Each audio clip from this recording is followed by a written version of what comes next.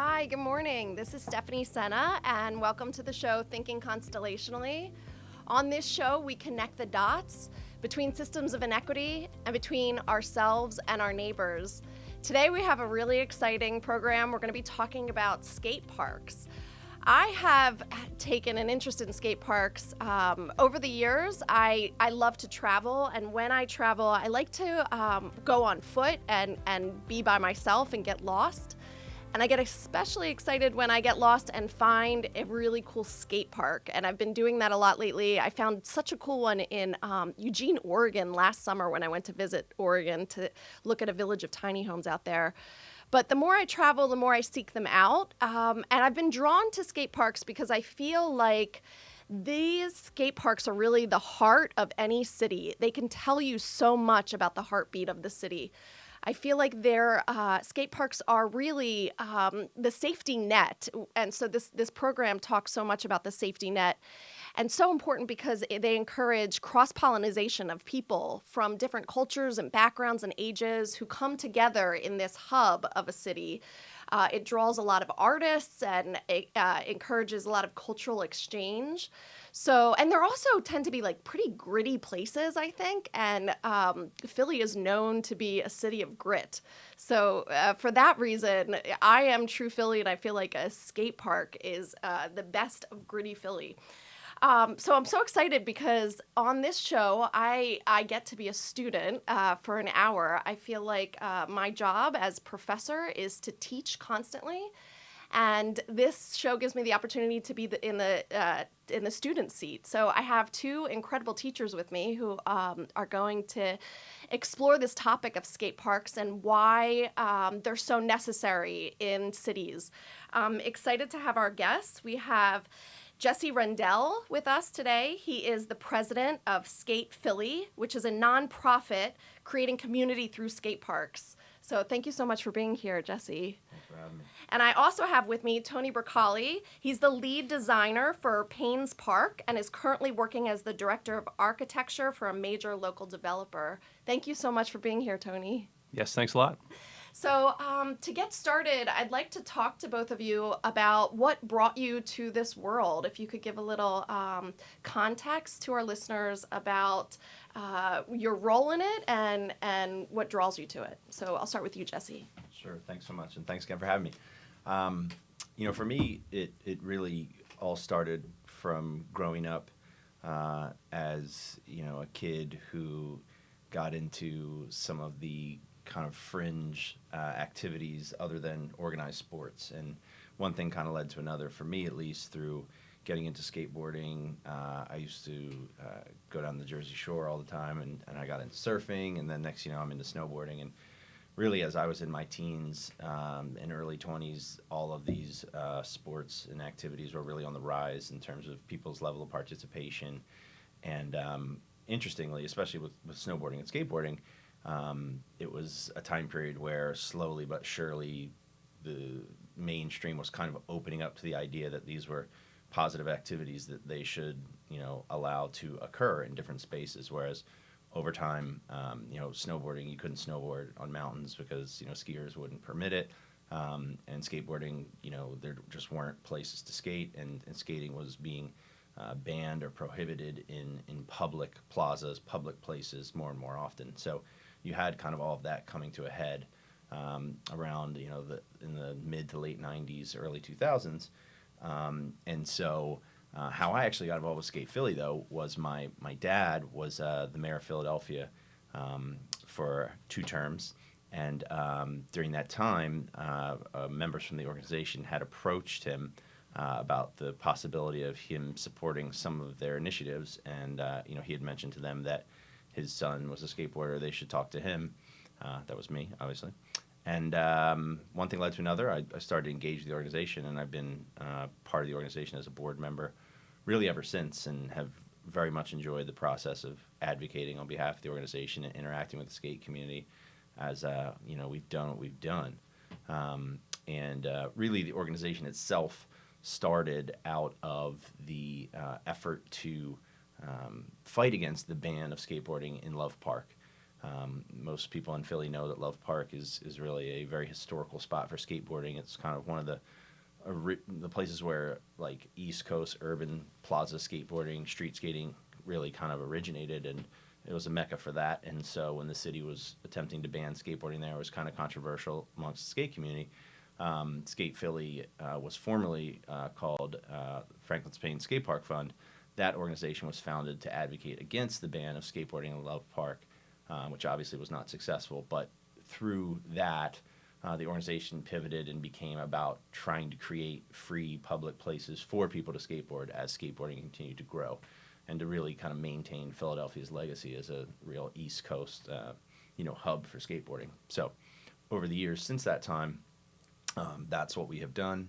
We have successfully helped steward the, construction of at least 7 or 8 different parks throughout the city, all which have their own unique kind of character, and all which are perfect examples of what you alluded to in terms of, cross-pollination of neighborhoods, diverse people using them harmoniously to, express themselves through the activity that is skateboarding. So that's a little bit of the history of how things came to pass. Yeah, so fascinating. You told me a story recently. I'd love for you to talk about it a little bit again. You mentioned this ban. When was the ban on skateboarding? This was... Oh, man. I actually don't recall the exact year off the top of my head. Was this when your dad was mayor? Is your dad Ed Rendell? Yes, okay. That's right. That's right. Surprised we didn't cover that. But by the way, I didn't know that, but I actually know him really well, and he knows me. That's great. So you'll have to tell him that you know me. Yeah. Will do. Yeah, I can't remember the exact year, to be honest with you, but it was an event that got a lot of coverage in the skate community, and there was kind of a clash between the police and politicians and skateboarders and everything. It just kind of represented a real turning point, like with skateboarding, and it was a real conflict. Obviously, it didn't pan out the way that skateboarders in Philadelphia would have hoped in terms of being able to skate in Love Park. Except for the final days of the ban. Well, that's true. That's true. There was the period of time where, before the park was being demolished, where they opened it up for a couple days. But obviously, it doesn't make up for, all the years of them not letting people skate there. But the story you said about it being, I think, February, right? Freezing? Yes. Well, to make a long story short, we had convinced the mayor, at the time it was Mayor Kinney, this is 2015, to open the park back up to skateboarding for a couple days before they, demolished it. And he agreed to do that, but it turned out to be like 13 degrees every day. And people still came from all over the country and had like bonfires and trash cans. Amazing. And, going back to kind of the grittiness that you explained, that was Love Park was always the home of like gritty street skating, and through that, like skateboarding became much more of an urban thing as a result of these types of spaces and that type of, organic kind of, gathering of people as compared to its roots on the West Coast. And those are, that set of issues is like the set of issues that drew me to this, because, I didn't skateboard. I was I'm an architect. I've designed lots of public spaces for people, associated with buildings, and, having to think about, how high you make a wall and what paving material you use and how you make that kind of inviting for people in buildings, right? And when I was getting wind in 2000, 2001 of this debate about Love Park, I was kind of fascinated by the way I heard people talking about it, because I knew about skateboarding, and frankly, and I tell people this when I talk, I was probably an architect that said, I don't like skateboarding, it damages my buildings, all these kind of things.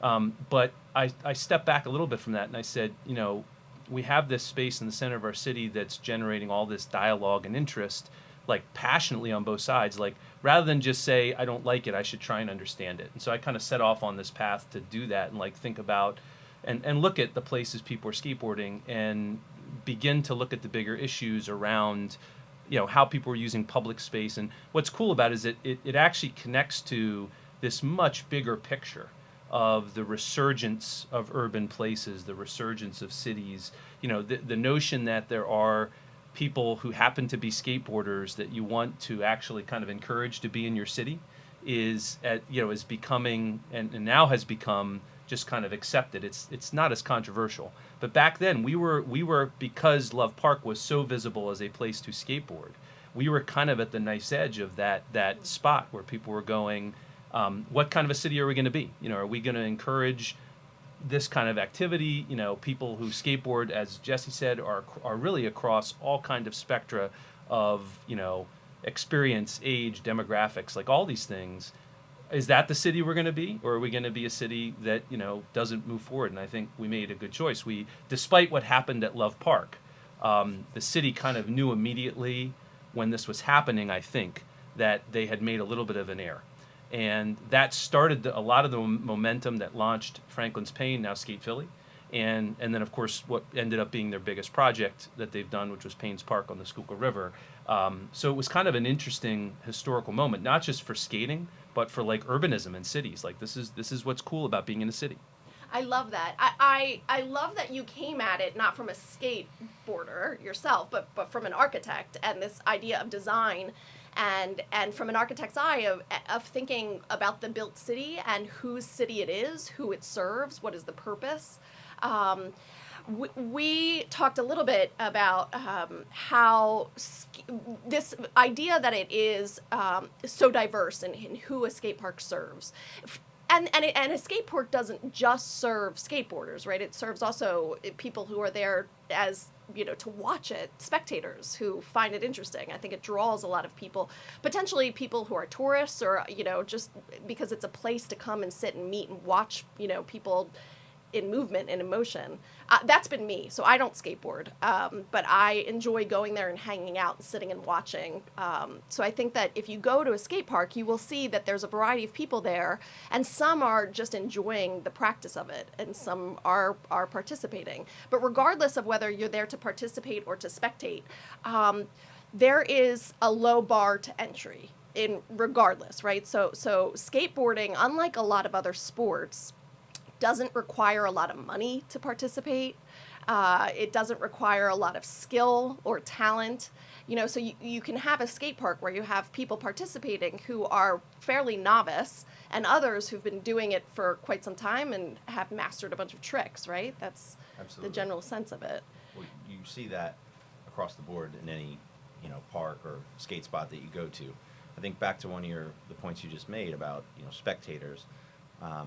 I think one of the great pieces of feedback we've got from Payne's Park specifically, given that it sits right on the Schuylkill Trail, people are often say, that they ride their bike on the trail, they run on the trail, and they stop and just kind of look and are just amazed by, this kind of organic, independent activity that's going on, this very, harmonious interaction of people from different backgrounds, different ages, like you said, different abilities.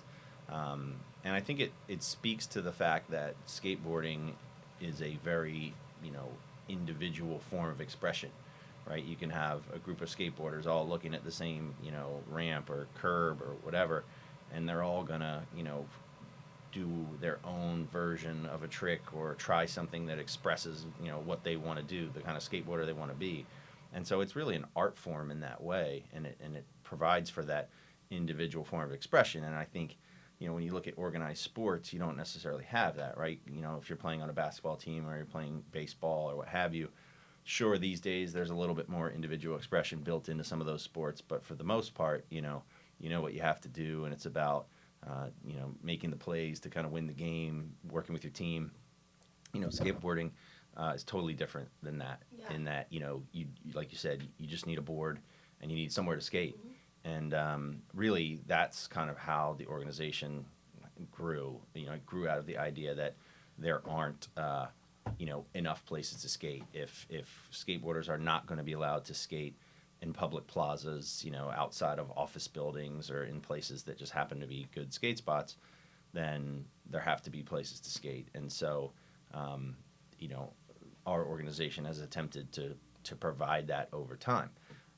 The other thing that I think is amazing, and going back to some like Tony's points and Tony's background, is the fact that skate parks are, forms of artwork in and of themselves, right? Like no two skate parks are alike. And I often, we talked about this a little bit before, but and I say this all the time, but when you look at, parks, right? If you look at rec centers or whatever, if you built the greatest basketball court in the world, it's still a basketball court, right? And so if we build the best basketball court in South Philly, the likelihood that a kid from North Philly is going to come down there to play basketball is pretty slim because they've got a basketball court in their neighborhood.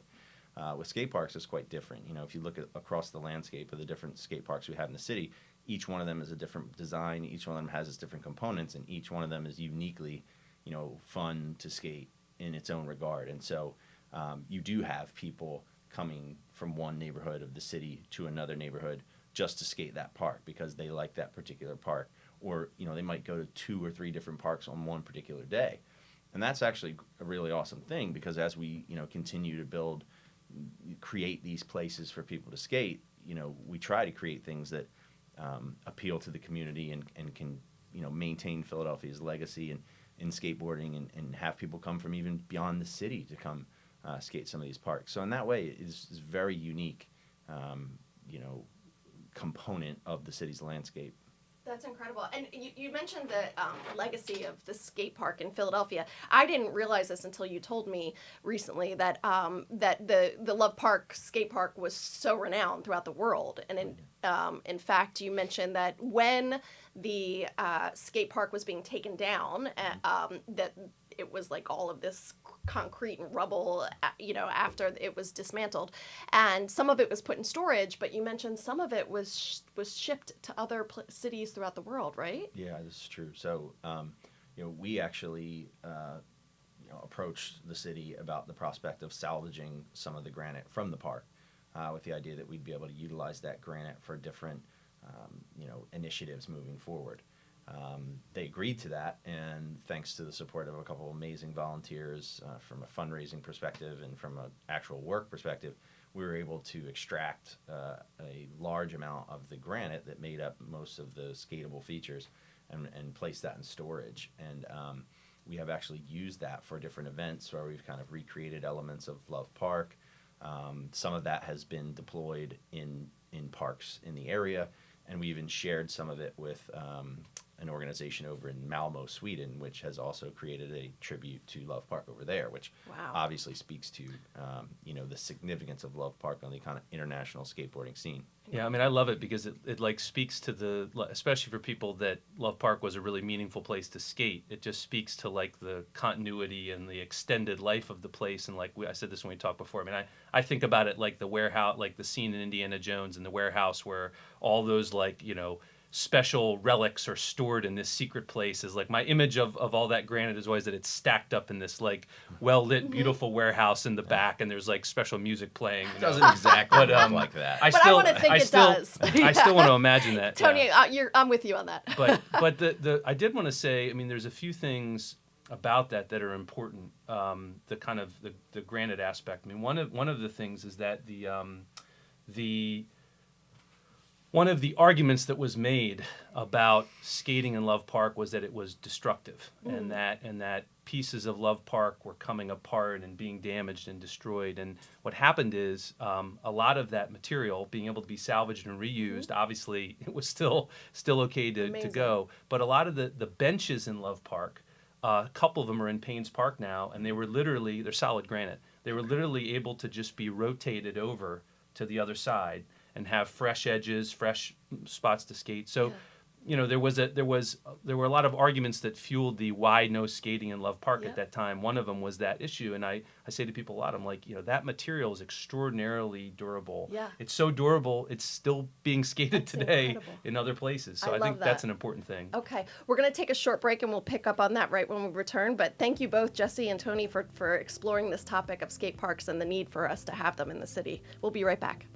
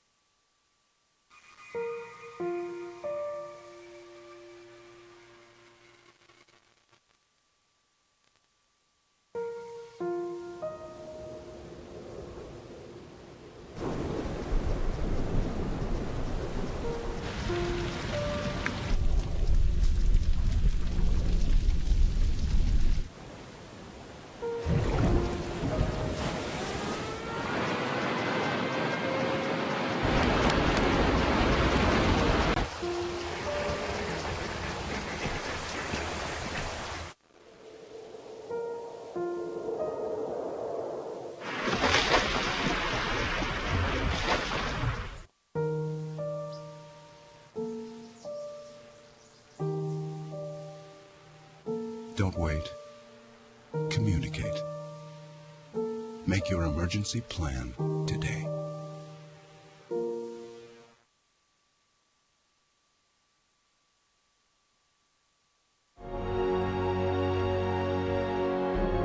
If you're even considering getting your high school diploma, go get it. You can do it. Find free adult education classes near you at finishyourdiploma.org.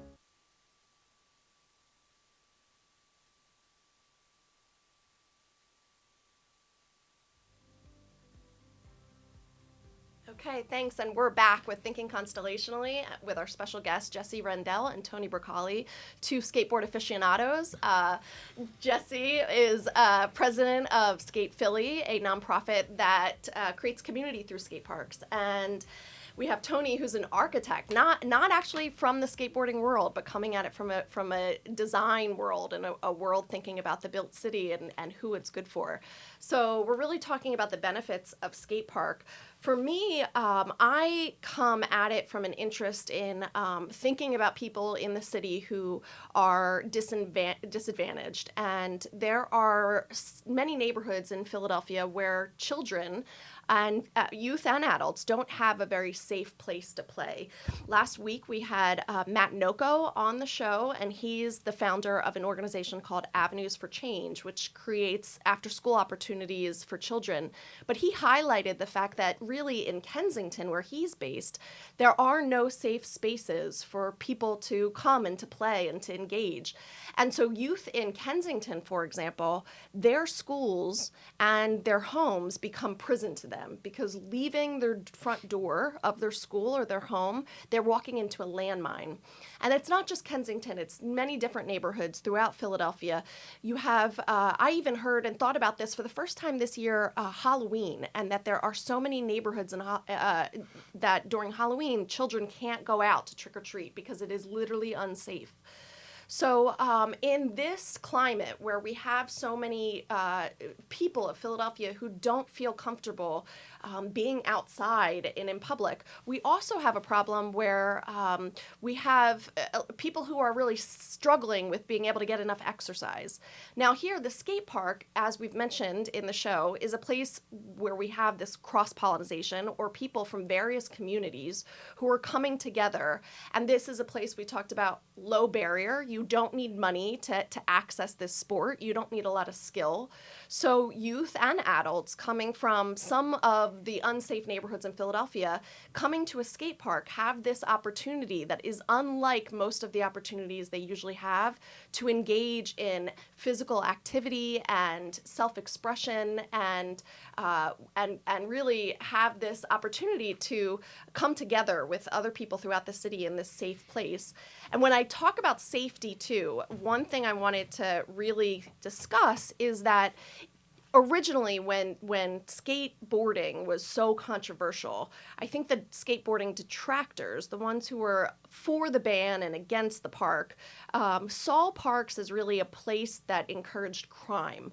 And the way that I think it's starting to be looked at more and more, and certainly the way I look at it, is that skate parks, on the contrary, can help drive down crime, especially if we consider that one element of driving down crime is having what's called more eyes on the street, more people outside, watching and looking out for their neighbors, for each other, for themselves, and for the streets. So if we could maybe kind of expand on that idea a little bit. It's a complex issue because, like for example, FDR Park in Philadelphia, the skate park there, was cited there the way a lot of skate parks get cited. I mean, that was a DIY, project that skateboarders were allowed to build in Philadelphia, kind of a sanctioned but unsanctioned space. And in the beginning, that's how a lot of land for skate parks was allocated. The city or municipality would go, where do we have some leftover land at the edge of wherever, and let's give it to them. So a lot of times it'd be at the back of a park or hidden in some other spot. And there's a positive and negative to that. Sometimes putting some activity, down there is beneficial because nothing was happened there before. On the other hand, if you take a skate park and you put it at the back of a city park away from everything, and I'm not using Philadelphia as an example, I'm using think about any other municipality, the kids are away from everybody. So whatever happens there can't really be seen by anyone. And so it does create problems for all the kind of challenges that happen when people can go in a park and hide, or do graffiti and all these things. And so I think that's one issue. The other issue you touched on, so siting the park, locating the locations become very important. The other issue you touched on that I wanted to address on the whole safety and security thing, when we were working on Paynes Park, we spent a lot of time looking at what people were doing, outside Philadelphia. And one of the places we went was to Vancouver, Canada, which was obviously an awesome trip. And the reason we went there was we met with this guy. His name was Michael Gordon. He was the central city planner for downtown Vancouver. So he was the director for the equivalent of our center city, for the planning commission, for the center city district. That was his role, right? And Michael was in his 50s at the time and was a huge skateboarding advocate. And he was coming at it from the perspective of visibility, safety, security, eyes on the street. And so he told us, and there were a bunch of articles about this at the time, that they had a parking garage in downtown Vancouver, mostly a business district, a lot probably like the way downtown Philadelphia was in the mid-'80s, where there was not a lot of residential. It was a little bit more central business kind of oriented, people coming in and leaving, coming in during the day, leaving at night. The parking garage had these beautiful, smooth, like concrete floors that people were dying to skate on. And they had a couple women who had been accosted in the garage. And the planners decided, working with the owners of the garage, to make some parts of the garage, let people skate in the garage or around the edges of the garage. And they started getting thank you notes and things from people using the building, us saying, look, it's great when we come out after work, there's people in the plaza, there's people in the garage, and they did not have any problems in that area anymore. And Michael then went on a real initiative in downtown Vancouver to advocate for the removal of skate stoppers in the plazas between some of their like high-rise buildings, advocate to them to let people skateboard in those places, and with the whole thought being that you're mixing people, you're getting people coming in at different hours, it's comfort, it's eyes on the street, and it was actually extraordinarily fascinating. So that when we saw what was happening there, that made us feel pretty confident, like, wow, this is something pretty cool, and if it's working there, maybe it could work here. I love that. I really do agree that, and I personally, I live in the city, and when I'm outside walking my dog, I prefer at night to walk on a street that has more people out and engaging and playing. I mean, I just think it makes sense, right? Yep. So I hear what you're saying in terms of when this, skate park was put up, it actually, it created more sense of security, safety, and helped, especially in the sense of women who were being accosted. I think that that speaks to one area in which skate parks are really vital parts of our city. So can we talk a little bit more about Skate Philly and some of the programs that you have planned and on the horizon? Sure. Well, I think one thing comes to mind that is a really good example of, the ideal kind of confluence of circumstances that we try to bring together to, do things for the community, not only the existing skate community, but the city as a community itself. Skate Philly is a very kind of volunteer-based organization, not a ton of, crazy resources, and so it takes effort amongst a specific kind of group of people that have a vested interest in the community, and that's people that represent skate shops, skate companies, people who have their own programming elements for skateboarding, and having, really the goal for Skate Philly, I think over the past couple of years, has been to bring all of these groups together and leverage everybody's kind of vested interests and energy for skateboarding to benefit the skate community. And one really great example of that has been over the past year or so, the Whitehall skate park, which is at Carmela Playground, which is roughly in northeast Philly. We had there was a park there that was kind of it used a lot of what are called prefabricated elements, which is like something you bring in and kind of put down as opposed to build from the ground up. We had added a couple elements over time, but the park had become a little bit dilapidated, and some of the local skaters were kind of reaching out about things that could be done to improve it.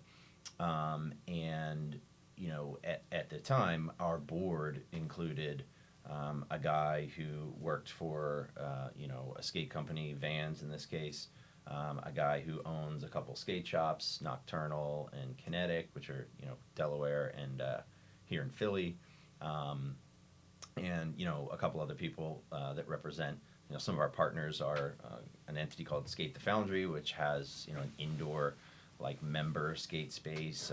Wharton Street Warehouse is another indoor kind of like, these are like DIY spaces where, people can, have subscriptions to go in and skate inside, in the winter or whenever. So anyway, we kind of brought all these people together, and we were able to work with Vans and the city Parks and Rec to be able to fund a rehabilitation of the park, which basically overhauled the entire park and made it into a really great new skate spot. Really improved upon what was there before. Basically, it turned into kind of like a totally new park, which was amazing and kind of unexpected. But, ideally you don't just come in and do that and then kind of leave. In an ideal world, you have like some sort of further engagement with the community or some sort of programming element. It is certainly great to just have the space and have people be able to skate as they see fit. But, if you can add a component to it that adds, kind of a level of engagement with the community and starts to build community around that space, that's kind of what the goal is. And so we had a volunteer, a woman by the name of Melanie Bartlett, who became very passionate about skateboarding and about specifically girl skateboarding. She'd been a part of there's a couple different groups in the city of women that get together and skateboard together. And she became very passionate about the idea of creating a skate camp for middle school girls. Mm. And part of the synergy there was that Harding Middle School is right across the street from the skate park. Mm-hmm. And so she came up with this concept. Our partners from Skate the Foundry, agreed to come in and do the programming. We launched a crowdfunding campaign, raised a little over $2,000 to fund a weekly program. Wow. At the same time, our partners from Nocturnal provided, at least 10 to 15, I could be wrong, even more, complete skate decks, which are, wheels, trucks, the decks themselves. And then Vans, in addition to having, helped to build the park, kicked in and provided like shoes for all these Wow. girls. And so what has happened is every Thursday they have an after-school skate camp there with upwards of 15 to 20 girls, from the Harding Middle School. And so, not only have we created a really awesome space for, the core skate community to utilize, but we also have, used it to engage, the local community around that space and to build, hopefully some lasting, like a lasting impact on these girls, because, skateboarding is, like I said before, it's kind of unlike a organized sport in that it kind of takes over your identity, right? Like you identify with it. It becomes part of your personal style, how you skate, how you dress, so on and so forth. And so I think this will have a huge impact on the girls that are participating. And to me, each one of these spaces that we have created across the city has a constituency. And within that constituency, there are people who that is like their home base, and when they're my age, they're going to be looking back and thinking like, man, I grew up there. That place was huge for me in my life. And I think that's one of like the best things you can do. And not to say that people my age aren't still out there skating, because a lot of them are. Just I FYI, try we not are the to. same age, Jesse. I try not to because I'm terrible. Are you terrible at skating? Yeah. But and to your point, you have said a couple times that it Yeah. doesn't require skill. That's right. I want to That's right. correct that. In that, Okay. sure, it doesn't require skill To to start. go in To and start. try. To But start. if you go to any one of these parks, there is a core group of amazing Yeah, I've skaters seen in it. the city. Each one of these parks has its own group of guys and girls that are, really high level, amazing, talented people who have, by the way, put in a ton of time, honing their skills to get to it's the point amazing. where they can do what they do. So. And in fact, the skateboarding, which had been on the fringe and incredibly controversial, is actually coming to the Olympics for the first time this year, which just speaks volumes about how far skateboarding has come in our imagination and in reality. But I love this story that you told about these girls and this after-school program for skateboarding. I think that skateboarding can be so empowering for young girls. And I love stories like that and I'm seeing that all over. In fact, Tony, you sent me an article about a skateboarding program for girls in Afghanistan. Yeah, I think that article might have been maybe a year or so old, but it's fascinating Skatistan. Right? It's fascinating that was an initiative that a group of people were trying to do. And I think the way to think about it, actually, I love the Whitehall story. The way to think about it, I think, is from the perspective of teenagers, young kids, having a place to go to be together and socialize, and almost put the skateboarding like to the left of that, because and that's back at the bigger city planning piece, is that there are fewer of these places that people of that demographic can kind of comfortably go with no intention. Like I'm gonna go here and hang out. Like, well, where do I go? And increasingly, I mean, this has been an issue. A lot of people write about it and talk about it. Like, public space being privatized. Like, where can you just go hang out, right? So like having a place where sanctioned hanging out can happen is great. And I talk about this when I talk about skateboarding in the broader context to people, and it's fun to think about when you look at photos of skate parks, even ones where they're not crowded. Look carefully at how many people are on their boards and how many people are sitting at the skate park. And generally the ratio you're going to find is like, for every 5 people there, 10 people there, 3 or 4, 2 to 4 are on their skateboards in the space. The other 6 are hanging out and and that socialization aspect is really important. So the Whitehall story is awesome. I love it too. Yeah, and I think the socialization aspect is vital on a few different levels. And I also just happen to think that it's really important for democracy. I think that's democracy in action, is people coming, across spectrum, age, culture, gender, and coming to engage with each other and to connect and communicate and build something together. That's what they're doing. They're building community, but they're also building space. And I think that is what makes skate parks really one of the most egalitarian hubs of any city, really. So much so that when I have out-of-town guests come in, skate parks are the first place I take them. So I feel like if you want to get to the heart of a city right away and see a city from all its different angles and all its different people, you go straight to a skate park. So my cousin Tiago Rachelson, who's a student at Morehouse right now, he came to visit me in the summer, and we went straight to the FDR Park, skate park that you were mentioning, Tony, the one in FDR Park, and that one is beautiful. It's DIY, right? DIY, doing yes. DIY, yes. and very much graffitied, but there's this really energy to it, and as soon as you go there, you sense it. To me, that represents like so many amazing things. That space, it's a space where expression, because of where it's located, and because of this kind of unofficial mandate for people to kind of do what they want to do, it has become just this super organic expression of creativity and individualism, and skateboarding. The skating that goes on down there is just incredible, and it's like this beautiful thing that exists in its own space, and it is different than anything else that we have. But there are obviously different people that use different parks, and that's just an amazing space that is also very iconic in skateboarding worldwide. Yeah, that happens to be my favorite one. But we'll talk more skate parks when we come back from this break. Thank you so much to our guests, Jesse Rendell and Tony Burke. We'll be right back. Okay, great. We have one last.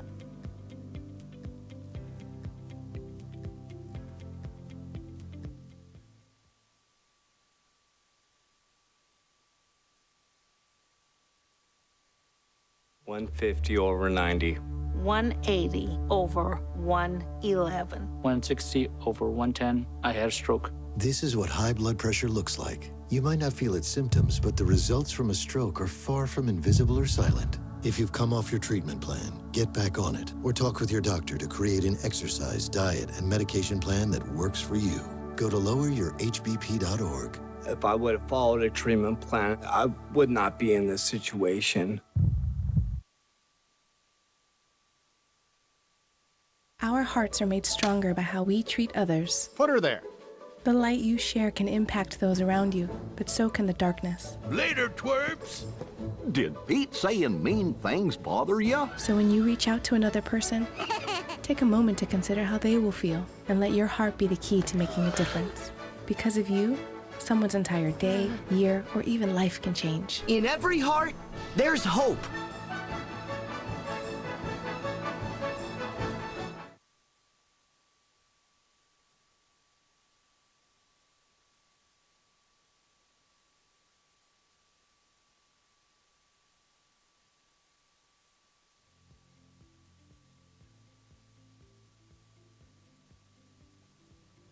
Okay, thank you. Welcome back to Thinking Constellationally, where we connect the dots between systems of inequity and between ourselves and our neighbors.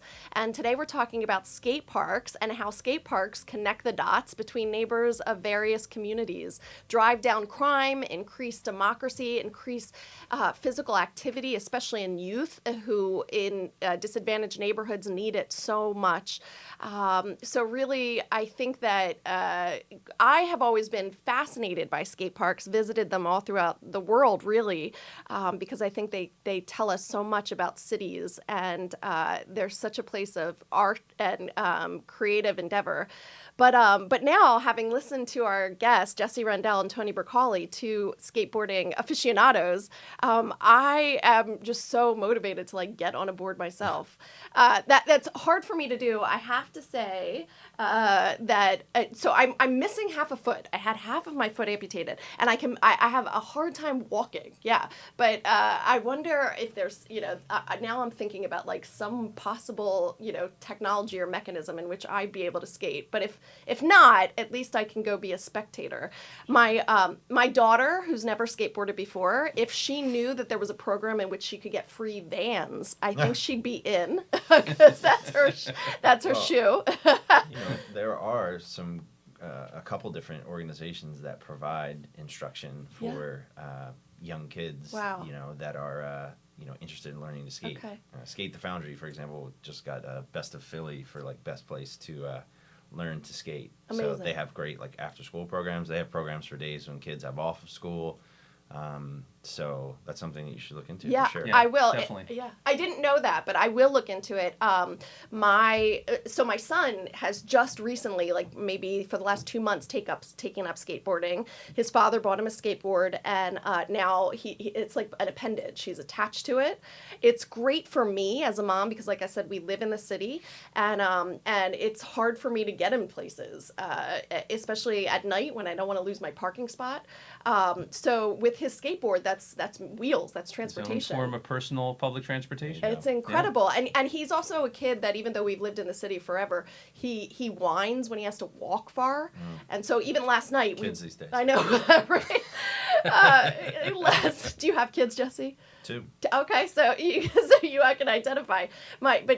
Jonah really does not like to walk far, but if he's got a skateboard, he's happy. And so even last night, I walked with my daughter Sylvia many blocks, just a late night walk, and Jonah took his wheels, and I think my kids they're close in age and they're highly competitive. So if I could get her enrolled and involved in this, Skate the Foundry, some opportunities there to get training, I can see her doing it along with her brother.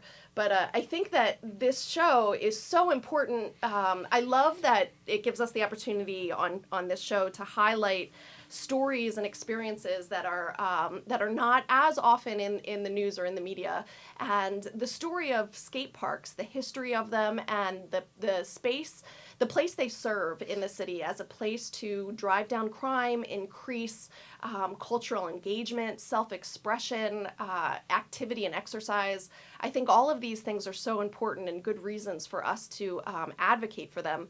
But I can imagine some of our listeners hearing about this skate park and, like me, getting excited and thinking, how can I get involved? What can I do? How can I be engaged in this world and kind of make sure that we maintain the skate parks we have and potentially use our resources to build more of them, so that so more children have the opportunity and to engage in these skate parks. Yeah, absolutely. I would say the best thing you can do, most of the parks that have come to fruition have been a result of, community engagement in the advocacy process in particular spaces. So, there's usually a rec center in most communities, and often we have parents, coming to their local council person or, to the rec leader who are saying like, you can see there's tons of kids skateboarding around here. Why is there no place to skate?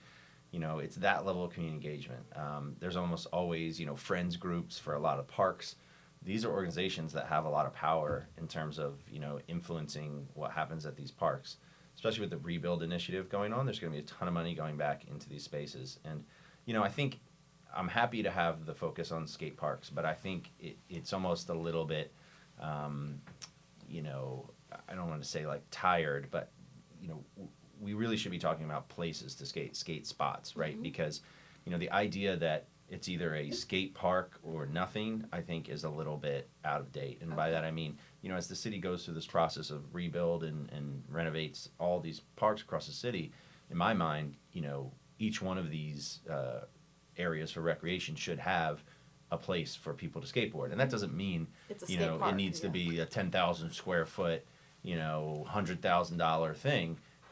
It could be, a couple benches. It could be a rail. It could be a couple, kind of like ramps or whatever. Yeah. Just so that the kids in the neighborhood have somewhere to skate. And I think,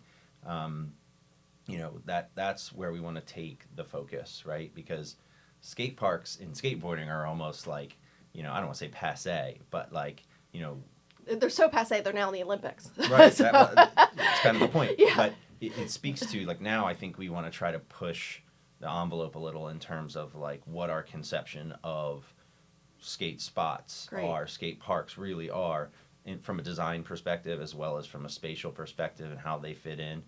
And going back to the point around what people can do, I think it's just important that as this process happens, as this rebuild process happens, as all of these changes are occurring to our areas that are designated for recreation, that voices are heard, right? Like, we have a very small organization that can't advocate in every area for this, these initiatives. So, even just recently I had someone from Parks and Rec coming to me and talking about a particular park where there was a group of community advocates for the construction of a skate park. And like that gives us a great opportunity to get involved and take advantage of that to make something happen. So I would just say, being on the ground, talking to friends groups, talking to rec leaders, talking to council people, that's the best way to get these things done. And if there's enough voices, we can even tap into some of public funds, which really helps a ton, as opposed to trying to raise private money to make things happen. And so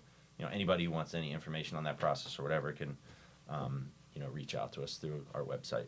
So. Yeah, I mean, Skate Philly becomes then the expert organization that can plug in when the community is saying this is something we want to see happen, to add the things that you guys do to kind of be in the same way at Whitehall you guys kind of pulled the pieces together. You guys being brought in allows you to pull in the right kind of pieces to help someone.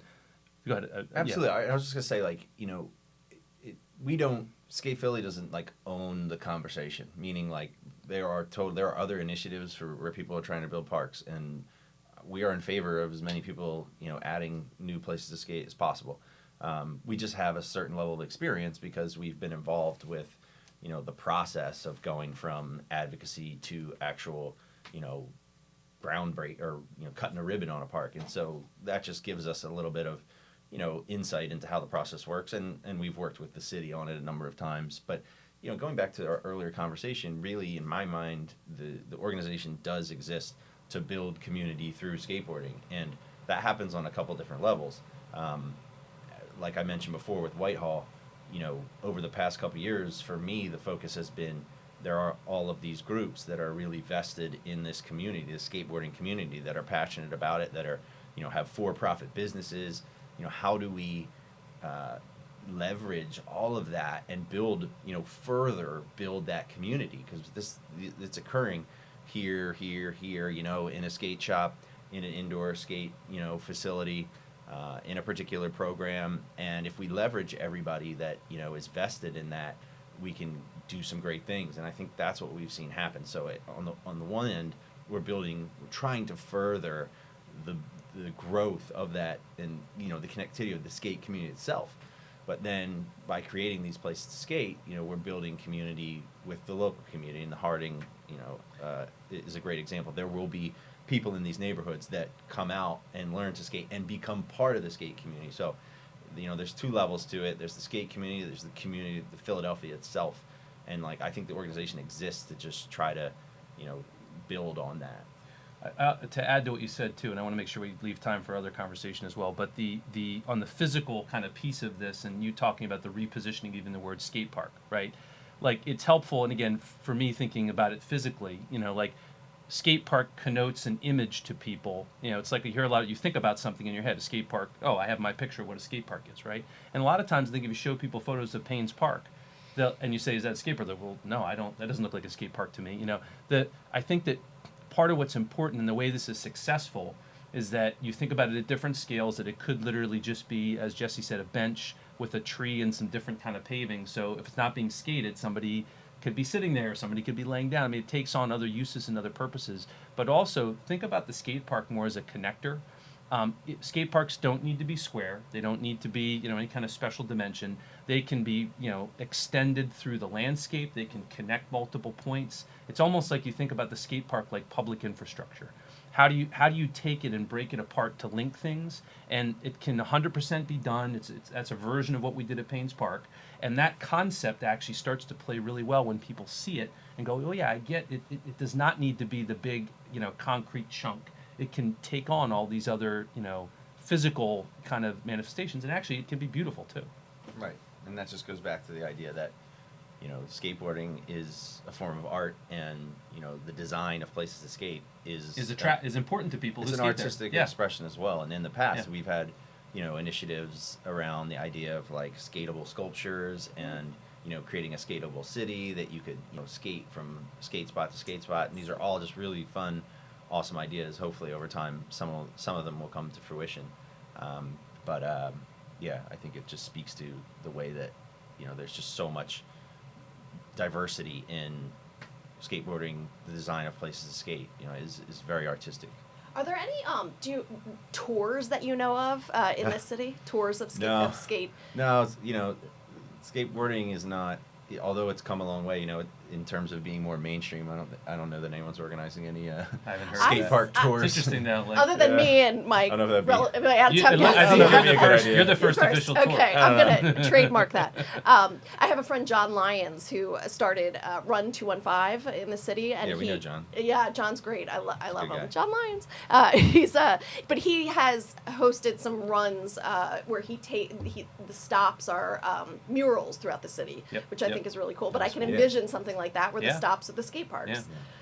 And I love the idea that you said of like thinking outside of the box when we think of skate parks. Really, this could be a space for skating in any park. Yeah. One thing that I think that we've been working on that I think is a little bit kind of outside of the box, and it goes back to a little bit like building community, but more in my mind, preserving some of the historical legacy of Philadelphia as like a East Coast street skate mecca.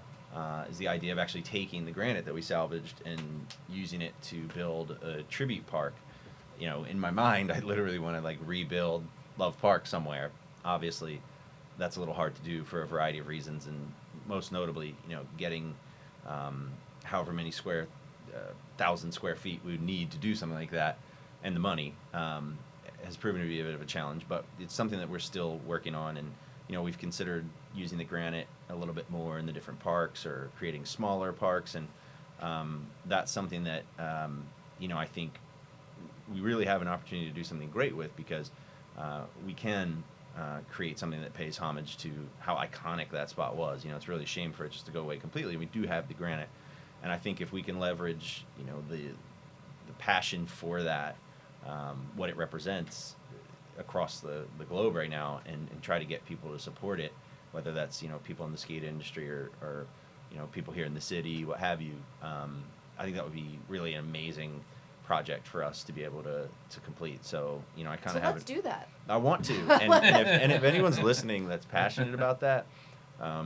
let me know, because it's something that I really think we've built a lot of different places to skate, and they're all unique in their own way, and I'm happy that people enjoy them and a community has been built around them. But this is a very unique thing, because I think we have the opportunity to do something. I don't know if this has ever been done, but it would mean more than any space that we had ever built, right? Because we, first of all, we're using pre-utilized materials from an epic historic space, and then we're trying to recreate that feeling, recreate that vibe. And so I'm desperately trying to find a space to do this. If anyone out there owns, what's it, 20,000, 30,000 square feet of space, that sounds right, that they'd like to give us to rebuild Love Park on, we'd be happy to talk to you.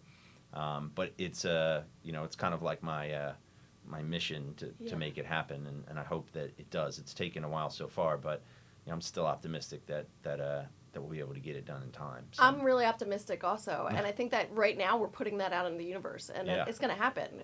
It's just a matter of time. I think that's exciting. I think that people who might not have been inspired are probably inspired now. I know I am. I'm going to go home and look for land. That's good. And I'm also looking for land, for large enough to build these tiny homes for people and their pets who are experiencing homelessness or low income. But there is land out there, and I think that that this is just a matter of time. But there's a want and there's a need, and I think that demand is growing. Potentially more so after it's in the Olympics. I know it's controversial, this idea that it is going to be in the Olympics, but I think the more that this is in our ear and in our eyes, and we hear about skate parks and we know about them, and the culture of skating and how significant and important they are for the city, I think we might start to get more advocates on our side. So I'm excited to see where this goes, but I think there's a lot of potential for that. I can't wait to see your vision become a reality, Jesse.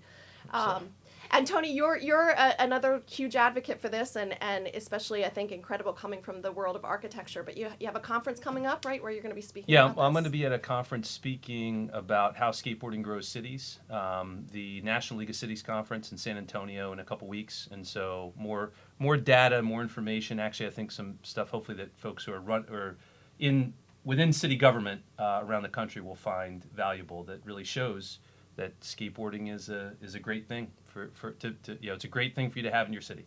Perfect. Okay, well, thank you both so much, Jesse Rendell and Tony Burke, for coming and teaching us all about the significance of skate parks, and especially as a place to connect the dots between ourselves and our neighbors. So great show, and I learned so much. Thank you both for being with us today. Thanks for having us. Thanks. See you next week.